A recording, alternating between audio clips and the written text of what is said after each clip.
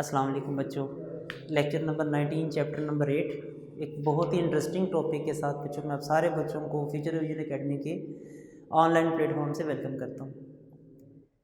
अच्छा बच्चों, components of food complete हो चुका। आज के टॉपिक को मैंने इंटरेस्टिंग इसलिए कहा है कि इसका ताल्लुक़ हमसे ही है। इसका ताल्लुक़ हमसे है इस तरह से कि आज हम पढ़ेंगे कि खाने की डाइजेशन क्यों ज़रूरी है। डाइजेशन इन ह्यूमन, इंसानों में डाइजेशन का प्रोसेस जो है क्यों ज़रूरी है। हम खाना खाते हैं, एक निवाला लेते हैं, उस एक निवाले के साथ ऐसा क्या क्या सलूक होता है, मुख्तलिफ हमारे बॉडी के पार्ट्स में से वो होता हुआ जाता है। ओरल कैविटी से हम उसको जब निवाले को अपनी बॉडी में निगलते हैं तो उस एक निवाले के साथ ऐसा क्या क्या होता है कि वो हमें एनर्जी देने के जो है वो लायक हो जाता है। वो हम सारी बातें जो है इंशाल्लाह ये जो हमारा आज से टॉपिक स्टार्ट हो रहा है उसमें हम डिस्कस करेंगे। वेरी मच इंटरेस्टिंग, बड़ा खूबसूरत और बड़ा बेहतरीन टॉपिक है। आप सारे बच्चों ने जो है लेक्चर मिस नहीं करना, ख़ास तौर पे अब से जो लेक्चर शुरू हो रहे हैं। टॉपिक का नाम है बच्चों डाइजेशन इन ह्यूमन। आपको पता है कि इंसान जो है, हम सब जो हैं अपनी एनर्जी हासिल करने के लिए जो है वो खाना खाते हैं, निवाला अपने जिस्म में लेके आते हैं। तो क्या सालम ले जाते हैं? नहीं। क्या कभी ऐसा होता है कि हमने रोटी तोड़ी है, उसको सालन के साथ डिप किया है और मुंह में डाल के ऐसे बॉडी में डायरेक्ट ले गए? नहीं, ऐसे नहीं होता सर। हम उस निवाले को, इतनी बड़ी रोटी है तो पहले उसका एक निवाला तोड़ते हैं इतना सा, फिर उसको दांतों से तोड़ते हैं, फिर वो हमारे स्टमक में चला जाता है। पहले दांतों से तोड़ते हैं खाने को, उसके बारीक बारीक टुकड़े करके निगल लेते हैं, फिर वो स्टमक में चला जाता है। स्टमक में उसको मज़ीद ब्रेक किया जाता है। और अक्सर मैं बच्चों से कहता हूँ कि वहाँ पर फूड को इतना ब्रेक किया जाता है, इतना ब्रेक किया जाता है, इतना ब्रेक किया जाता है कि उसका शोरबा बना दिया जाता है, सूप बन जाता है उसका। फिर वो फूड आगे जाती है इंटेस्टाइन के अंदर, फिर उसके साथ मज़ीद आगे कार्रवाई होती है। तो ये डेली बच्चों हम स्टेप बाय स्टेप ये सारा काम करेंगे। मुझे पहले ये बताएं कि ऐसा क्यों होता है। Why we need to digest the food. Digestion in human पढ़ने से पहले मैं यहाँ पर एक सेल बना रहा हूँ। ये हमारी बॉडी का एक नॉर्मल सेल है। This is the cell. ये बच्चों उसका न्यूक्लियस है। इस सेल ने जिंदा रहना है। क्या सेल आम आँख से नज़र आते हैं? नहीं आते। इंसान की बॉडी के जो सेल्स हैं उनका साइज़ माइक्रोमीटर में है, ये आम आँख से नज़र नहीं आते। इसने ज़िंदा रहना है, इसको ग्लूकोज चाहिए। इसका साइज़ इतना छोटा है, इसको ज़िंदा रहने के लिए ना छोटे छोटे मॉलिक्यूल्स की ज़रूरत पड़ेगी। कौन कौन से मॉलिक्यूल्स की ज़रूरत पड़ेगी? इसको ज़िंदा रहने के लिए सेल को ग्लूकोज चाहिए, इसके अलावा इसको फैटी एसिड्स चाहिए। सेल्स को सरवाइव करने के लिए, ज़िंदा रहने के लिए अमाइनो एसिड्स चाहिए। सेल को सरवाइव करने के लिए ऑक्सीजन चाहिए, मिनरल्स चाहिए। ये सारी चीज़ें जो है सेल को सरवाइव करने के लिए चाहिए। जब हम खाना खाते हैं तो क्या हमारी खुराक जो है वो सिर्फ ग्लूकोज से मिलकर बनती है? हम ग्लूकोज की फॉर्म में अक्सर फूड कम खाते हैं। हम जो फल खाते हैं उसमें तो ग्लूकोज हो सकता है, लेकिन हमारी डेली लाइफ में जो फूड का ज़्यादातर हिस्सा है उसमें ग्लूकोज तो नहीं होती। हम क्या खाते हैं? हम डेली लाइफ के अंदर वीट खाते हैं, वीट, मकई, कॉर्न खाते हैं। हम गंदम खाते हैं, वीट, कॉर्न खाते हैं, मकई खाते हैं, राइस खाते हैं, चावल खाते हैं, और क्या खाते हैं? और बच्चों हम खाते हैं पोटैटो। ये आलू जो है बड़ा मशहूर है। ये मैंने कुछ चीज़ों के नाम लिखे, हम ये खाते हैं। इनमें ग्लूकोज तो नहीं होता। मैंने ये 4 चीज़ों के नाम लिखे हैं बच्चों, इनमें हरगिज़ ग्लूकोज नहीं होता। इन सब में क्या होता है? फिर इन सब के अंदर एक मटेरियल होता है जिसका नाम है carbohydrates. Component of the food हमने पढ़े हैं, इनमें कार्बोहाइड्रेट्स हैं। कार्बोहाइड्रेट्स बड़े मॉलिक्यूल है। थाउजेंड्स ऑफ शुगर से मिलकर बने, हजारों शुगर के एटम से मिलकर बने। हम कार्बोहाइड्रेट्स खाते हैं, हम ग्लूकोज नहीं खाते। लेकिन हमारे सेल को क्या चाहिए? ये जो मैंने एक सेल बनाया है, इस सेल ने सरवाइव करना है, इस सेल ने जिंदा रहना है। इस सेल को सरवाइव करने के लिए क्या चाहिए? ग्लूकोज चाहिए। हमने तो खाया है कार्बोहाइड्रेट। तो ज़रूरत इस बात की है कि सर इस कार्बोहाइड्रेट को तोड़ा जाए, ब्रेक किया जाए। सेल इतना छोटा है, इतना छोटा है कि ये कार्बोहाइड्रेट को सालम नहीं निगल सकता। ये कभी भी सारे कार्बोहाइड्रेट को सालम नहीं निगल सकता। ये बच्चों बिल्कुल ऐसे ही है, ये बिल्कुल ऐसे ही है कि एक बहुत बड़ा हैवी ट्रक है, एक ट्रक है और वो आपके घर का दरवाज़ा छोटा है, उसमें से नहीं गुजर सकता।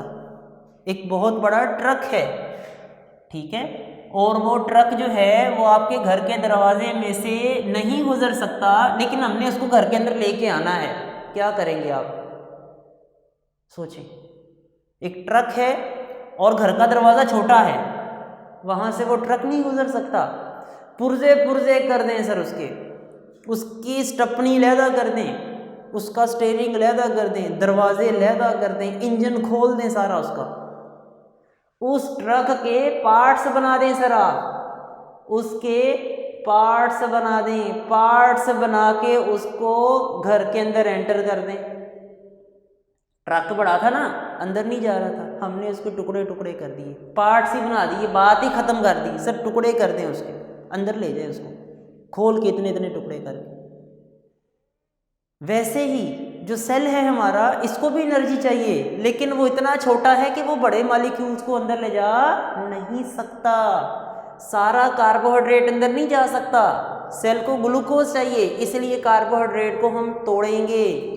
सेल को अमीनो एसिड चाहिए, हम खाते हैं बीन्स, हम खाते हैं चिकन, हम मीट खाते हैं, हम मिल्क पीते हैं, इससे हमें प्रोटीन मिलती है और वो प्रोटीन हमने सेल के अंदर लेके जानी है। तो पहले हम इसको क्या कर देंगे?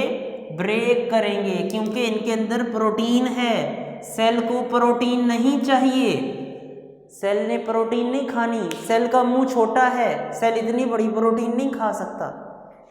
सेल का मुंह छोटा है, सेल प्रोटीन नहीं खा सकता, सेल को अमीनो एसिड चाहिए। सेल प्रोटीन को पहले इसीलिए प्रोटीन को तोड़ा जाता है, सिंपलर मॉलिक्यूल में चेंज किया जाता है और सिंपल मॉलिक्यूल में चेंज करके सेल उसको इस्तेमाल कर लेता है। That's why we need to digest the food. मैं आपको बच्चों बता रहा हूँ why we need of digestion क्या है, हम फूड को डाइजेस्ट क्यों करते हैं, हमें ऐसी क्या मजबूरी है कि हम फूड को डाइजेस्ट करें। बच्चों हमारा सेल जो होता है वो कॉम्प्लेक्स मॉलिक्यूल को नहीं खा सकता, वो डिफ्यूजेबल नहीं है। पूरी प्रोटीन को सेल के अंदर ले जाना मुश्किल है।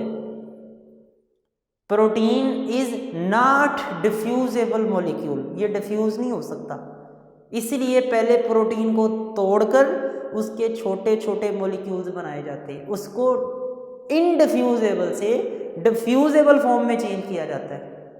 स्मॉलर मॉलिक्यूल्स डिफ्यूजेबल होते हैं। ये जो प्रोटीन होती है ये सेल के अंदर नहीं जा सकती, इट इज़ अनडिफ्यूजेबल, ये डिफ्यूजेबल नहीं है। इसीलिए प्रोटीन का क्या बनाएंगे? तोड़कर अमीनो एसिड्स बना देंगे। प्रोटीन को जब हम ब्रेक कर देंगे, इसका अमीनो एसिड्स बना देंगे, तो जो अमीनो एसिड है दैट इज़ डिफ्यूजेबल, ये डिफ्यूजेबल है। ये बड़ा मॉलिक्यूल प्रोटीन का ये सेल नहीं खा सकता था, परेशान था बच्चों कैसे खाऊं मैं।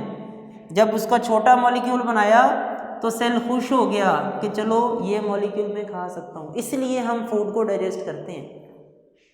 जब फूड हम खा लेते हैं, जब फूड खा लेते हैं, फूड डाइजेस्ट हो जाती है, तो जो यूज़फुल होती है वो तो इस्तेमाल हो जाएगी, तो जो अनयूज़फुल है, हमने फूड खाई, एंटर हुई हमारी बॉडी में, हमने उसको ब्रेक किया। जब हम फूड को ब्रेक कर देंगे दो चीज़ें पैदा होंगी, एक तो होंगी यूज़फुल जिन्हें हम बोल देंगे डाइजेस्टेबल चीज़ें, डाइजेस्टेबल वो तो हम इस्तेमाल कर लेंगे, वो तो यूज़ हो जाएंगी, बॉडी का पार्ट बन जाएंगी। जो अनडाइजेस्टेबल पार्ट होता है फूड का, सारा फूड का हिस्सा आपको पता है डाइजेस्ट नहीं होता। जो गैर हजम शुदा खुराक होती है उसका क्या करेंगे सर? उसको क्या जिस्म में रख लें? क्या उस फूड को जिस्म का हिस्सा बना लें? अनडाइजेस्टेबल है, वेस्ट है आपका, उसको सेल से क्या हो जाना चाहिए? उसको सेल से खारिज हो जाना चाहिए, उसको सेल का हिस्सा नहीं रहना चाहिए, सेल से निकल जाना चाहिए। इस अमल को बोलते हैं एक्सक्रीशन, इस अमल को बोलते हैं बच्चों एक्सक्रीशन। और हमारी बॉडी में ऐसा ही होता है, जो फूड का निवाला हम खाते हैं वो सारी की सारी फूड डाइजेस्ट नहीं होती, उसका एक बड़ा हिस्सा जो है वो तो आपको एनर्जी दे देता है। तो जो अनडाइजेस्टेबल फूड होती है वो हमारी बॉडी से निकल जाती है, बिल्कुल ऐसे जैसे गन्ना है, गन्ने का जो फल है, गन्ना जो है, जो शुगर केन है, उसको जब हम मशीन में डालते हैं तो जितना उसमें से रस निकलना होता है निकल आता है, और बाकी मशीन की बैक साइड पे आपको पता है गन्ना जो है वो फालतू पीछे उसके फेंका जा रहा होता है, क्योंकि वो यूज़फुल पार्ट नहीं होता, उसमें से रस नहीं निकल सकता। तो वैसे ही हमारी बॉडी में जो हम फूड खाते हैं, फूड ब्रेक होती है तो जो उसका डाइजेस्टेबल पार्ट होता है वो तो यूज़ हो जाता है, जो अनडाइजेस्टेबल पार्ट है उसको सेल से, उसको बॉडी से एक्सक्रीट करना ज़रूरी होता है। That's why we need to digest the food. ये जो फर्स्ट वाला पैरा है, पैराग्राफ नंबर 1 आपका नीड ऑफ डाइजेशन पे है। जब हम खाना खाते हैं तो बेसिकली 5 बड़े प्रोसेस होते हैं हमारी बॉडी में। अगर हम प्रोसेस ऑफ न्यूट्रिशन की बात करें, अगर हम प्रोसेस ऑफ न्यूट्रिशन की बात करें ह्यूमन में, तो बच्चों उसकी 5 बड़ी स्टेजेस हैं। प्रोसेस से मुराद स्टेजेस, 5 बड़ी स्टेजेस हैं। सबसे पहली स्टेज है इंजेशन। इंजेशन, इंजेशन क्या है? Intake of the food. सबसे पहले हम फूड को इनटेक करते हैं, रोटी को तोड़ते हैं, निवाला बनाते हैं और मुंह में ले आते हैं। Intake of the food in oral cavity, मुंह में खुराक का आना, intake of the food in oral cavity is called ingestion. मैं यहाँ पर बच्चों एक एक सेंटेंस के अंदर इसको लिखता जाता हूँ। इनटेक ऑफ फूड, खाने का जिस्म में लाना, इंजेशन। जब खाना हमारी बॉडी में आ जाता है, हमारे मुंह में आ जाता है, फिर हम क्या करते हैं आपको पता है? फिर हम उसको दांतों से तोड़ना शुरू हो जाते हैं। खाना मुंह में आया, टेस्ट किया, अच्छा लगा, तोड़ना शुरू कर दिया, नहीं पसंद आया फेंक देंगे, है ना? हाँ जी। Digestion, break down of the food, इसमें हम ब्रेक डाउन शुरू कर देते हैं ऑफ फूड, खाने की। जो हमने खाना खा लिया, जो बाइट ले लिया, जो निवाला ले लिया, उसकी हम ब्रेक डाउन करते हैं। This is called digestion. जब वो टुकड़े टुकड़े हो जाती है उसको हम ब्लड में ले जाते हैं। अब्जॉर्प्शन इन ब्लड, फूड को जज़ब करना किसमें? In blood and lymph. Lymph क्या होता है बच्चों? ये भी हमारी बॉडी में ब्लड की तरह का एक लिक्विड होता है, इसका एक अलग से सिस्टम है, रेलिवेंट नहीं है हमारे, मज़ीद बहस इस पे नहीं करेंगे। इतना याद रखें कि फूड जब डाइजेस्ट हो जाती है तो वो अब्जॉर्ब होती है हमारे ब्लड में, हमारे खून में शामिल हो जाती है। This stage is called absorption. ये जो हालत है इसे हम अब्जॉर्प्शन कहते हैं। अब्जॉर्प्शन के बाद फूड हमारे जिस्म का हिस्सा बन जाती है। यूटिलाइजेशन ऑफ द फूड, जो हमने खाना खाया है वो इस्तेमाल होगा किसमें? इन ग्रोथ, हमारी ग्रोथ में, हमें एनर्जी देने में इस्तेमाल होगा। This is called assimilation. ये जो स्टेज है, this stage is called assimilation. ये हालत इसिमिलेशन कहलाती है। फिर खाना खा लिया, खाना तोड़ दिया, खाना जज़ब भी कर लिया, खाना इस्तेमाल भी कर लिया, अब क्या रह गया बाकी? अब बच्चों वो चीज़ रह गई है जो डाइजेस्ट नहीं होनी, अनडाइजेस्टेड फूड रह गई है। जो अनडाइजेस्टेड फूड है उसको हमने सेल से आउट करना है, अनडाइजेस्टेड फूड को सेल से निकाल देना, दिस इज कॉल्ड डेफिकेशन। इस हालत को, स्टेज को हम बोल देंगे डेफिकेशन। ये मैं लास्ट स्टेज लिखने लगा हूं यहाँ पे। एक्सक्रीशन भी कहते हैं इसको, एक्सक्रीशन या डेफिकेशन एक ही बात है। इसमें क्या होता है, expulsion of undigested food. UD food का मतलब अनडाइजेस्टेड फूड। अब जो अनडाइजेस्टेड फूड है उसको हमने सेल से निकाल देना है। ये बेटा 5 स्टेजेस हैं। न्यूट्रिशन का जो प्रोसेस है उसकी 5 स्टेजेस हैं, ingestion, digestion, absorption, assimilation and last one defecation. ये 5 स्टेजेस। ये जो इंसान की बॉडी में डाइजेशन का प्रोसेस है, ये एक स्पेशल सिस्टम है जो कि ट्यूब की सूरत में है। उसका आगाज़ इंसान के माउथ से होता है, मुंह से होता है, और उसका जो एंड है वो इंसान के जो बॉडी का जो हिप का रीजन है, उसका जो लास्ट का पोर्शन है एनस, वहाँ पर जाकर ख़त्म होता है। ये जो सिस्टम है this is called digestive system. इंसान की बॉडी के अंदर वो सिस्टम जो फूड की डाइजेशन में हिस्सा लेता है, जो फूड को डाइजेस्ट करने में मदद देता है, this is called digestive system. We know very well that कि इंसान की बॉडी के अंदर टोटल 11 सिस्टम है। सांस लेने का एक अलग से सिस्टम है, this is called respiratory system. Blood का सिस्टम सर्कुलेटरी है, रिप्रोडक्टिव है। मुख्तलिफ अल्लाह ताला ने इंसान की बॉडी के अंदर सिस्टम लगाए। हमारा जो रेलिवेंट सिस्टम है दिस इज़ डाइजेस्टिव सिस्टम। ये वो सिस्टम है जो इंसान की बॉडी में फूड को इंजेस्ट करता है, उसकी ब्रेक डाउन करता है, उसको जिस्म का पार्ट बनाता है और अनडाइजेस्टेड फूड को जिस्म से एक्सक्रीट कर देता है, आउट कर देता है। सवाल ये आता है कि इंसान का जो डाइजेस्टिव सिस्टम है it is found in the long tube, it is found in a tube form. ये लंबी नाली की सूरत में होता है, जिसके आगाज़ जो है वो इंसान की ओरल कैविटी से, मुंह से शुरू होता है, और उसका इख्तिताम जो है वो इंसान के कमर के आखिरी हिस्से में एनस के मुकाम पे जाके इख्तिताम होता है। इस सिस्टम को, इस ट्यूब को एलिमेंट्री कैनाल कहते हैं। ये जो सिस्टम है, ये जो ट्यूब लाइक है जो फूड की डाइजेशन में इन्वॉल्व है, this system is called alimentary canal. सवाल आता है what is alimentary canal, write the major organs involve in it. Alimentary canal क्या है, इसमें कौन कौन से ऑर्गन्स हैं जो हिस्सा लेते हैं। तो हमारा जो डाइजेस्टिव सिस्टम है, जो एलिमेंट्री कैनाल है, इसके जो अहम हिस्से हैं, जो अहम ऑर्गन्स हैं, सबसे पहला तो है ओरल कैविटी। इंसान के मुंह में जितनी भी खाली जगह है इसे हम ओरल कैविटी कहते हैं, जहाँ खाना एंटर होता है, ओरल कैविटी। दूसरा है एसोफेगस, ये खुराक की नाली है जो खाने को मुंह से स्टमक की तरफ लेकर जाती है। तीसरा ऑर्गन है स्टमक।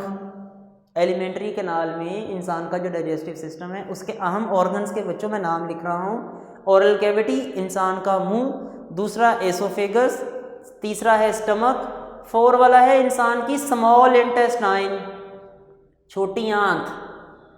5वां जो सिस्टम का हिस्सा है दिस इज लार्ज इंटेस्टाइन, बड़ी आंत, लार्ज इंटेस्टाइन।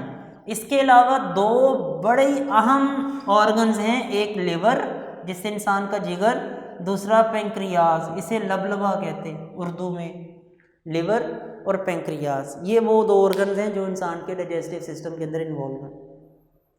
अच्छा बच्चों, पढ़ा क्या आज, ये आखिरी वाला टॉपिक था हमारा एलिमेंट्री कैनाल की डेफिनेशन।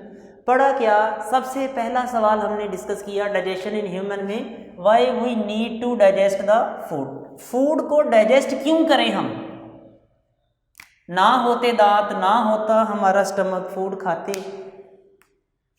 हमारे सेल उसको डायरेक्ट यूज कर लेते, ऐसा पॉसिबल ही नहीं है। ये हमने पूरी बहस की है need of digestion of the food पे। पहला सवाल why we need to digest the food, पहला ही पैराग्राफ है, पूरा तैयार करना है।